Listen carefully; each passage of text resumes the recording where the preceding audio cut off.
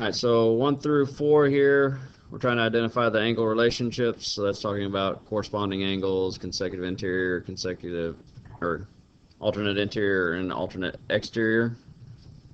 So first one's 1 and 5. So angle 1 there, angle 5 there. They're in the same location in reference to the intersection. They're both on the bottom left. So that tells us that those are corresponding.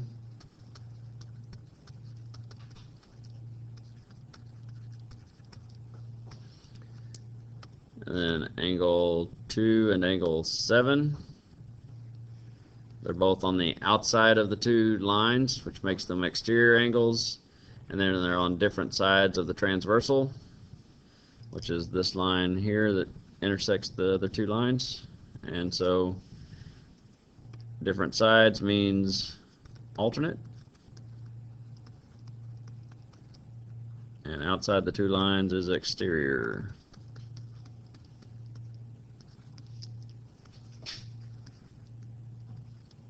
So alternate exterior angles. Number 3 is looking at angle 4 and angle 6. Angle 4 here, angle 6 there. They're on the same side of the transversal and between the lines.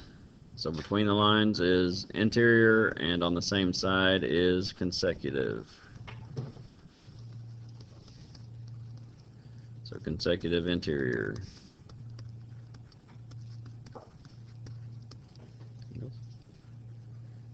And then last one in this group, angle 3 and angle 6. Angle 3 there, angle 6 there. They're in between the two lines, making them interior angles, but they're on different sides of the transversal. So different side of the transversal is alternate. And between the two lines is interior.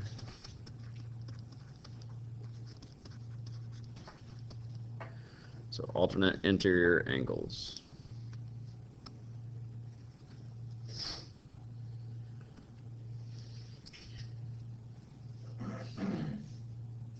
Alright, number 5, 6, and 7.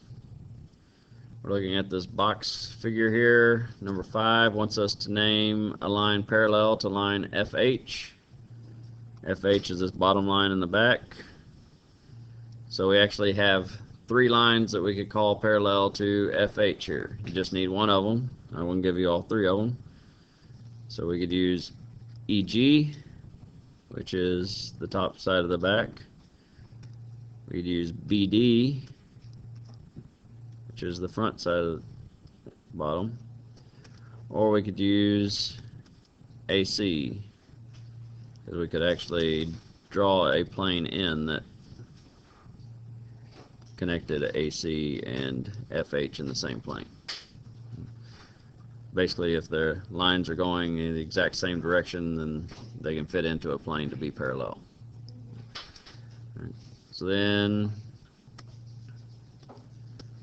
for the next one, looking for a line perpendicular to line AE. AE is the side line, or left top. And so perpendicular, there's actually 4 lines that could be perpendicular. We can use line AB. Remember, perpendicular means that it intersects at a right angle or at 90 degrees. Line EF. So those 2 are vertical to AE. And then AC and EG are both horizontal but intersect at right angles also. So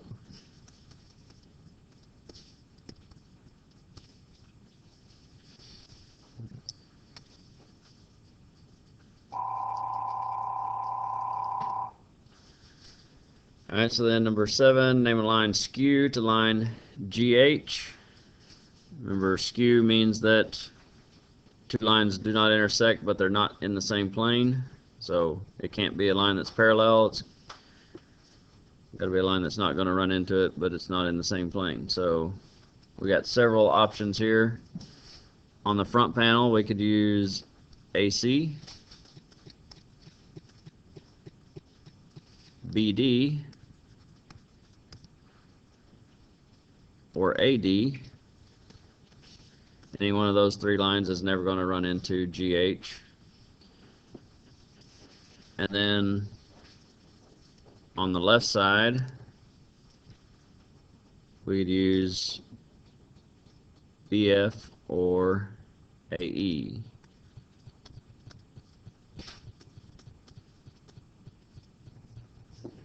We can't use any of those vertical lines because all the vertical lines would be parallel.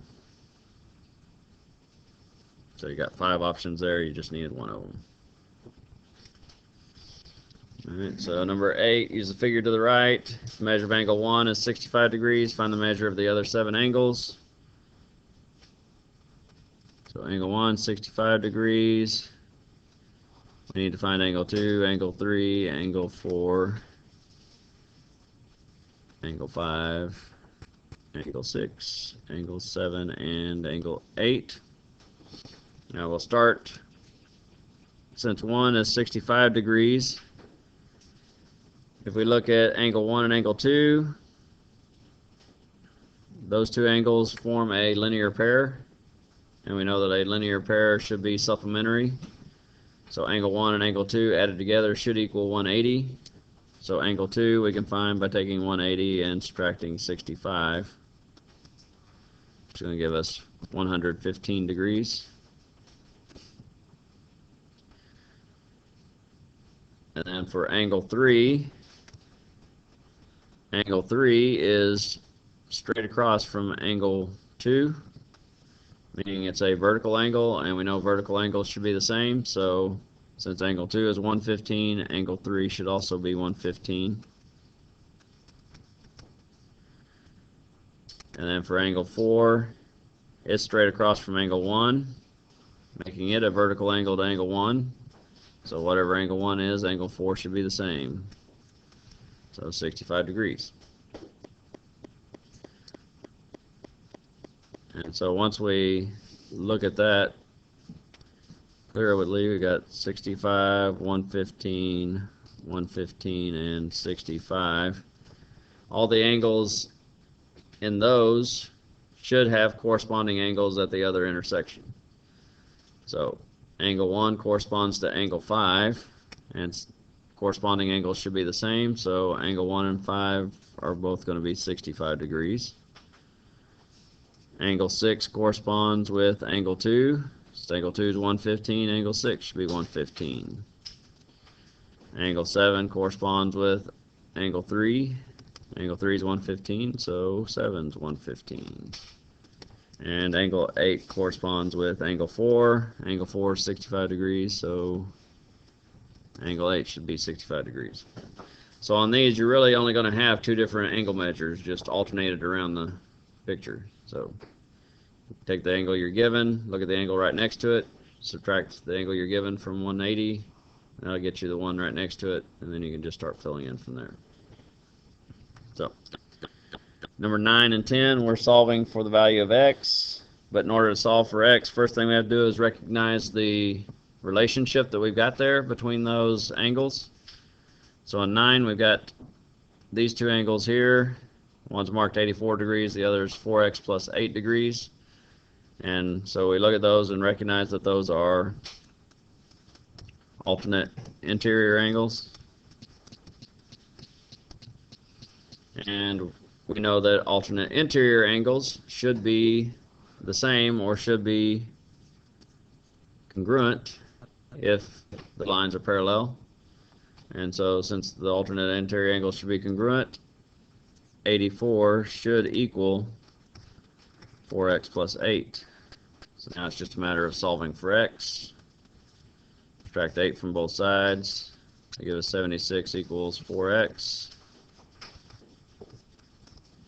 By 4. That's going to give us x equals 19. And then for number 10, we've got 2 angles that are between the 2 parallel lines, but this time they're both on the same side of the transversal, which we recognize that as being consecutive.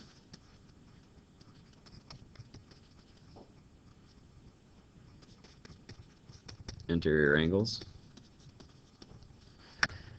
And what we know about consecutive interior angles is if the lines are parallel, they should be supplementary.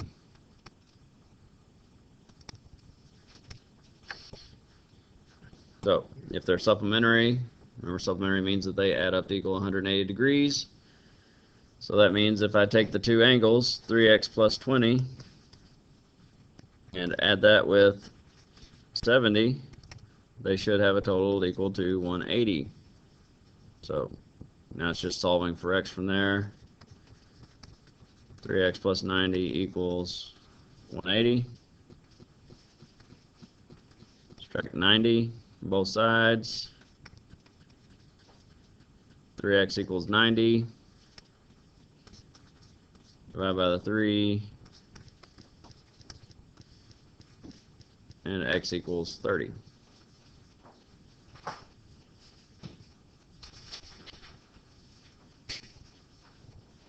Alright, so for 11 through 14, on the review I actually left off a couple of labels that you need on this, which would be E and F for the horizontal lines there.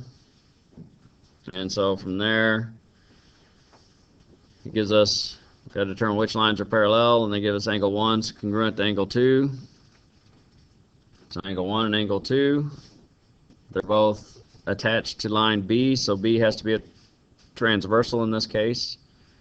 And it goes through lines E and F, and 1 and 2 would be alternate exterior angles, and if the alternate exterior angles are congruent, then the lines they're attached to should be parallel. So that means that E should be parallel to F.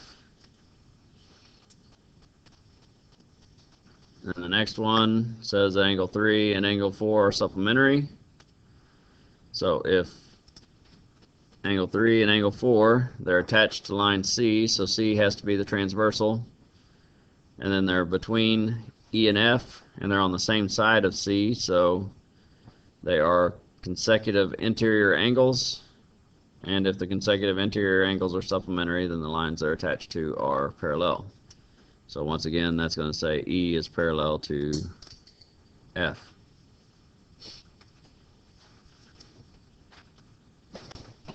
(13) gives us angle 3 and angle 6, which both angles are on line E. So E has to be the transversal in this case. And so if it's the transversal, then it's going through lines C and D, and making 3 and 6 corresponding angles. And if the corresponding angles are congruent, then the lines they're attached to are parallel. So that would be C is parallel to D. And then 14, taking angle 2 is congruent to angle 4. So 2 and 4 are both attached to line F. So F is the transversal in this case. And they're between B and C. So they would be interior angles, and they're on different sides of the transversal, so alternate interior angles. And if alternate interior angles are congruent, then the lines they're attached to are parallel. So that would be line B parallel to line C.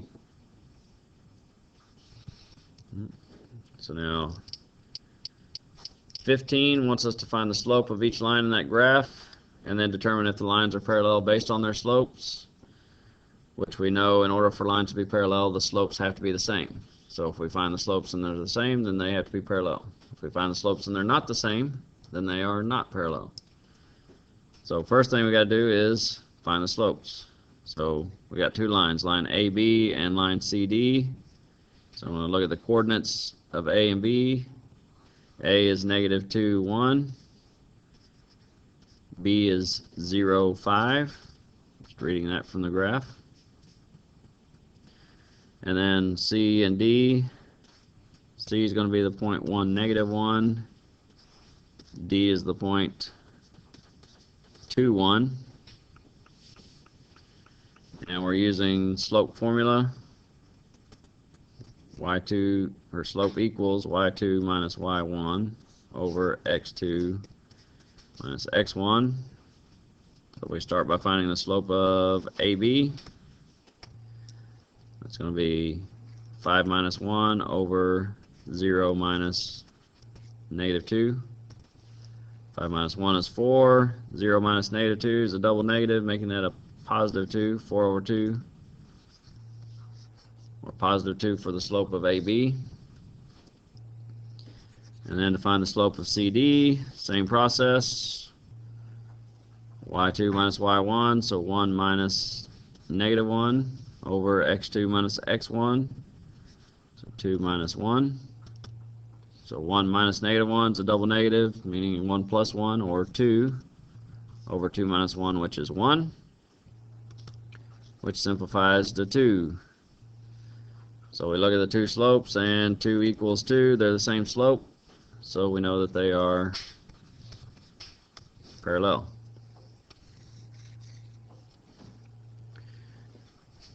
And make sure you follow the directions on the homework. It said find the slope, and a lot of people did not actually find the slope. They just said parallel or not parallel on the test. If you do not show that you found the slope, then you will not get credit for the problem. All right, 16, find an equation of the line that is parallel with the equation y equals 3x plus 1 and passes through the point 2, 4.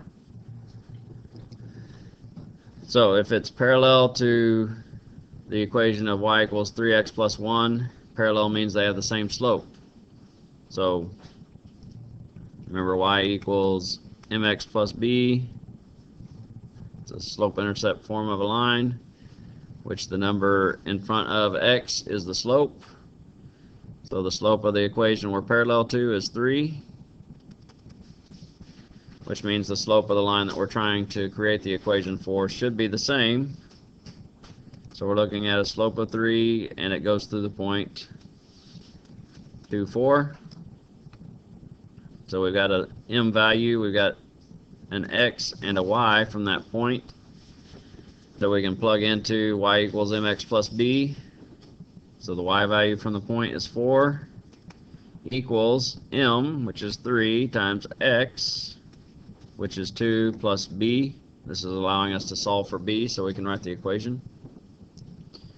So 4 equals 6 plus b, or move the 6 over by subtracting it. And we get negative 2 equals b. So if we're plugging it into y equals mx plus b, we've got the m value and we've got the b value now. So we just plug those in.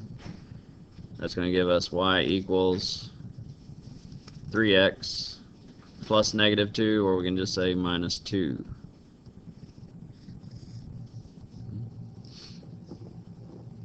Mm-hmm. 17 wants us to find the slope of both lines and then determine if the lines are perpendicular. So once again, just like we did in 15, make sure the coordinates of each point. So E is negative 2, 2. F is 0, negative 1. G is 0, 1, and H is 3, 3. So we're finding the slopes. So y2 minus y1 over x2 minus x1. So to find the slope of EF, that's going to be negative 1 minus 2 over 0 minus negative 2. Negative 1 minus 2 is negative 3. 0 minus negative 2, double negative, making it a positive 2. So negative 3 halves is that slope. And then the slope of GH is going to be 3 minus 1 over 3 minus 0, which is positive 2/3. And if the lines are going to be perpendicular, then we know that the slopes, the product of the slopes has to equal negative 1. So if I take those together, negative 3 halves times positive 2/3. Negative 3 times 2 is negative 6. 2 times 3 is 6, or negative 1. So that means that they have to be perpendicular. And also recognize that in order for it to equal negative 1, the two slopes have to be negative reciprocals of each other. Flip the fraction and change the sign. 18 wants to know if these two lines are perpendicular. So both of these equations are in standard form, so in order to determine if they're perpendicular, we have to put them into slope-intercept form, y equals mx plus b, so that we can see the slopes. And so that means we got to take each one and solve for y. So the first one, 2y plus 6x equals 4. Gonna move the 6x over first. So 2y equals negative 6x plus 4.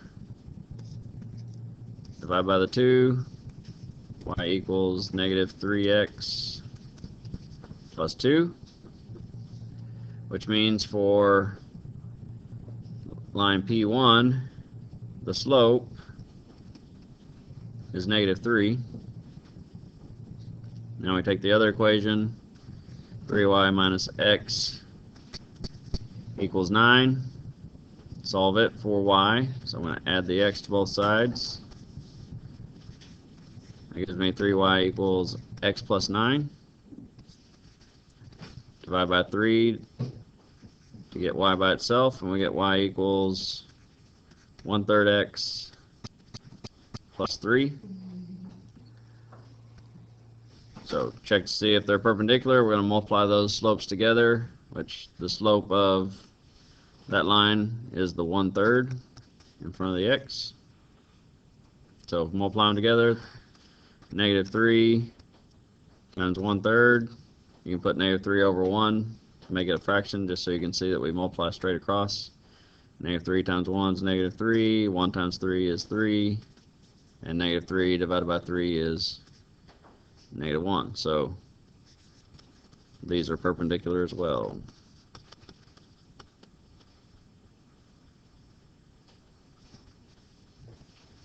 Alright, so now for the fun stuff, getting to the proofs here.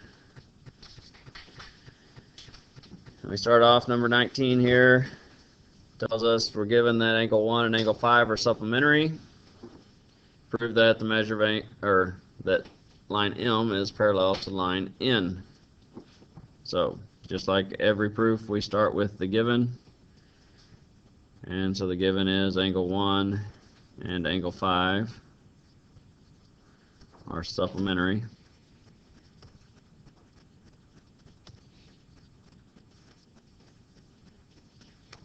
That's given.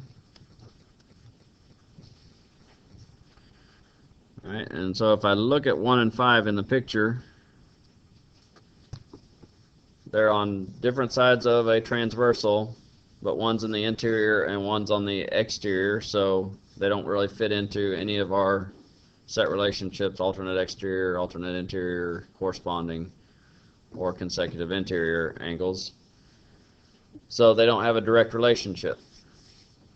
But when I look at 5, I know it has a relationship with 4, right? And so, and 1 has a relationship with 4. So I'm going to expand on trying to get 4 into the picture here. So 1 and 4, those are vertical angles. And so since they're vertical angles, we know that angle 1 should be congruent to angle 4. And that's based off of the vertical angles theorem.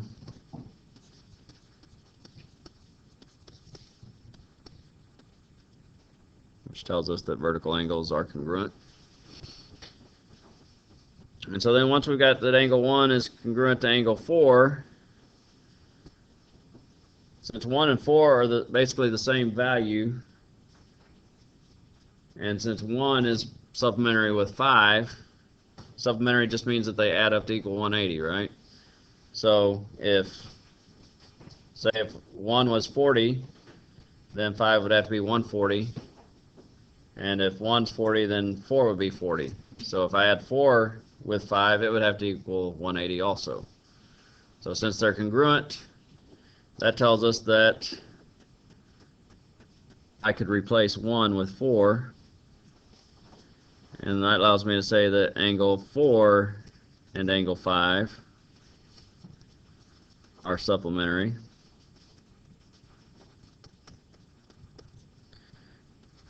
And there's actually a theorem that tells us that we can do this, and it's called the congruent supplements theorem.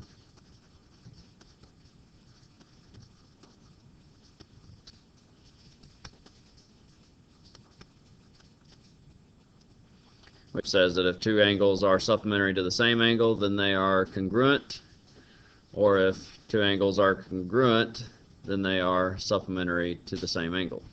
So since 1 and 4 are congruent, they should both be supplementary with angle 5. And now that we've got 4 and 5 being supplementary, if we look at 4 and 5, the way they are in the picture there, 4 and 5 are what we call consecutive interior angles. And so consecutive interior angles have to be supplementary if the two lines are parallel. And so since we've been able to determine that they are supplementary, then that's enough information for us to say that line M is parallel to line N. And that's based on the consecutive interior angles converse. Remember, it's the converses that we use to prove that the angles are, or that the lines are parallel. So that finishes 19. And then 20 is actually kind of a similar proof. We're going to use some of the same reasoning in this one.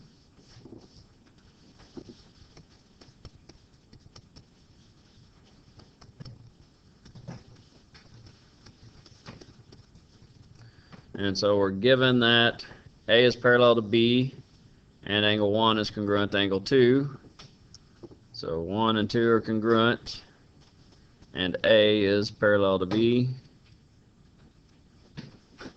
So I'm going to start with just part of that given.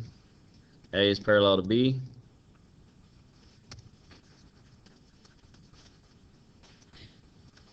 So that's our given. And since A and B are parallel, then I should be able to say that angle 3 and angle 1 have a relationship. They're going to be between the two parallel lines and on the same side of the transversal. So that makes them consecutive interior angles. And the relationship that we know about consecutive interior angles when the lines are parallel is that they are supplementary. So I can say that angle 1 and angle 3 are supplementary.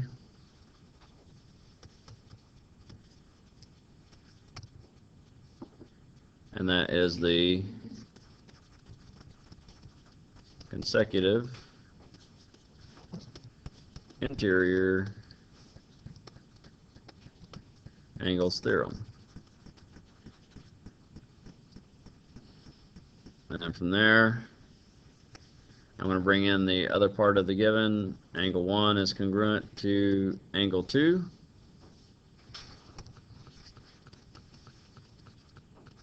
Given.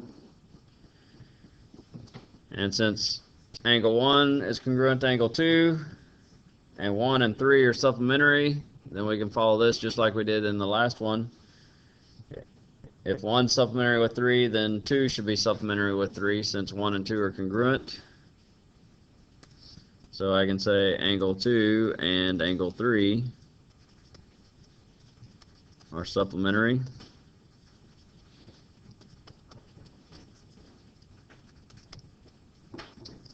And that is based on the congruent supplements theorem.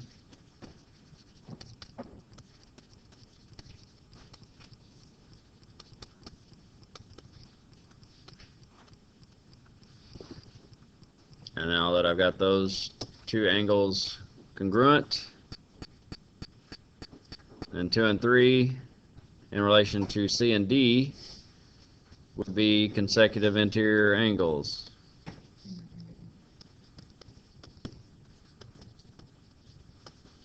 And so since the consecutive interior angles are supplementary, that means that the lines that they're attached to have to be parallel, which brings us to C is parallel to D